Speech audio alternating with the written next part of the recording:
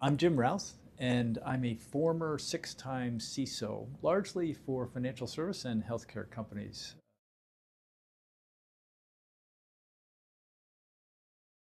Humans don't work 24 hours a day. They take PTO time, and they don't react that quickly because they try to understand data. So most of the tooling for cybersecurity, and in some cases executive protection, from a digital standpoint, has been geared towards feeding information to humans. And the speed or velocity of the attacks is making that obsolete. So what's needed is what's called a digital immune system. And a digital immune system is similar to the way the human body protects itself against bacteria and virus, to where antibodies are created to attack both. And the whole immune system operates without a conscious decision of the person. And that's kind of what's necessary today for the type of velocity and attack surface that we're dealing with, where we need a response and we need to manage risk without depending on the human judgment and the human action. And that has, ripple effect in terms of the technology that's necessary, the data, and frankly, the AI capability. You can do it with deterministic models as well, but it's really data science driving automated workflow that increases protection.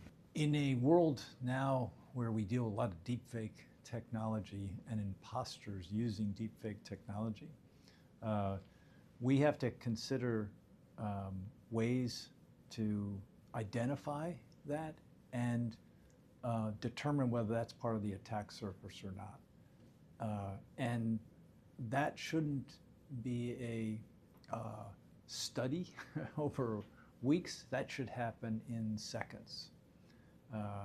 And so the best technology today, regardless of the use case, is based on a premise that pattern deviation triggers a response. And that response is a reduction of the attack surface and elimination of a potential threat actor. So the trigger is if we know what a normal pattern of behavior is, using any kind of attributes, mostly online, obviously, but any kind of attributes, we know what the pattern is. When we see deviation of the pattern, and I shouldn't say we see, when there is deviation of the pattern, numerically above a specific threshold, that triggers an automatic workflow that is a response.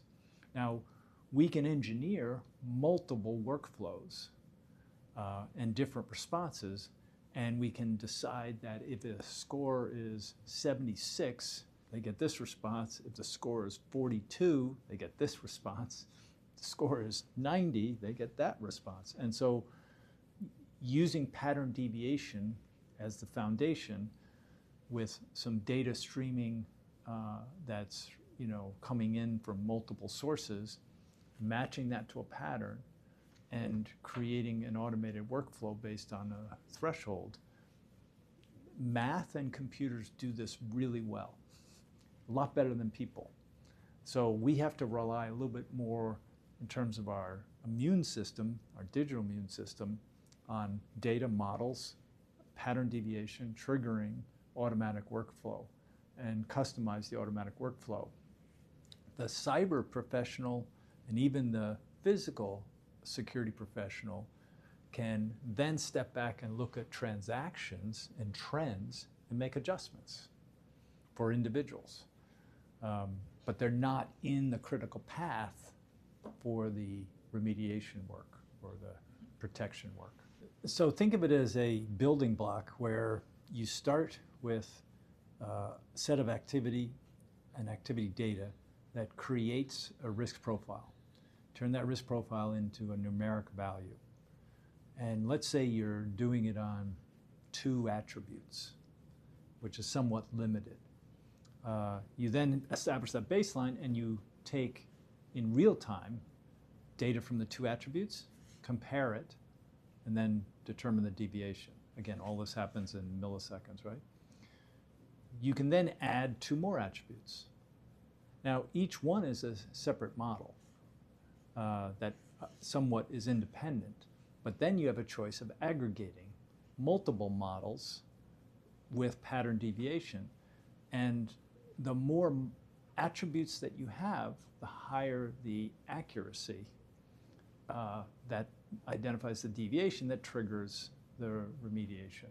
And so the concept, and it is really a concept, can be made practical with different layers of technology. It's not a one size fits all. It can be multiple layers of technology that give you more attribute information. The key is using that model that says, I know what a normal pattern is, and when I see a deviation from that normal pattern, we want to take action. In fact, I don't want to see it. I want it to trigger the action. And then as a cyber professional, I'll look at it end to end and decide that, you know, that trigger was set at 74. We're going to move it up to 76, or we're going to move it down to 61. And those are the adjustments that are made by the human. But the whole transaction flow across different technologies operates without humans in the critical path.